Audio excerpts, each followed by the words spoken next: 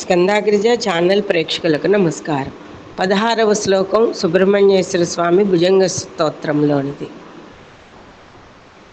ఆరు ముఖముల వాణిని అదే పనిగా మనం తలుచుకుంటూ ఉంటే ఎన్ని యుగాలైనా 6 యుగాలైనా కూడా మననే ఆయన పాదాల దగ్గర దాసీగానైనా కూడా మనని కాపాడుతాడు కూర్చోబెట్టుకుని.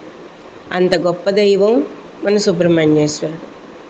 ఆదిశంకరులు రచించిన ఈ సుబ్రహ్మణ్య స్తోత్రాన్ని ఈ కార్తీక మాసం అంతా కూడా 3 పూటలా ఎవరైతే చదువుతారో వారందరికీ కూడా శరవణ భౌని యొక్క దయాకటాక్ష వీక్షణాలు ఎల్లవేళలా మన మీద ఉంటాయి. 16వ శ్లోకంలో ఆదిశంకరుల వారు సుతాంగోద్భవో మే అసి జీవేతి షడ్తా జపన్మంత్రమేసో ముదా జిఘ్రతేయాన్ జగద్భారభృద్యో జగన్నాథ తేభ్యః కిరీటోజ్వలేఖ్యో నమో మస్తకేభ్యః.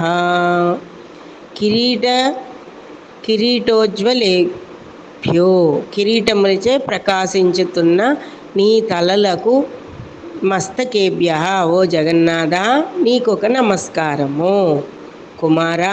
కుమారస్వామి, చిరంజీవ అని 6 పర్యాయములు ఉచ్చరించి శివుడు ఆగ్రాణించుననియు జగద్భారములు నిర్వహింప సమర్థములు గలవాడివనియు కిరీటములచే ప్రకాశించుతున్న నీ తలలకు ఓ జగన్నాథ నమస్కారము. ఇక్కడ ఆయనకి ఒక కిరీటం కాదు కదండి, 6 తలలకి 6 కిరీటాలతోటి మెరిసిపోతున్నారు ఆయన.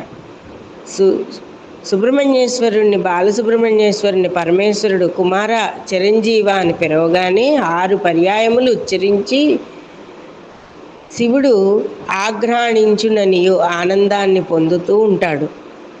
నా కుమారుణ్ణి ఇలాగా కుమార చిరంజీవ అనగానే జగద్భారమును నిర్వహింప సమర్థత ఉన్నవాడివనే కదా అనేక కిరీటములతో ప్రకాశించుతున్న నీ తలలకు జగన్నాథ నమస్కారము.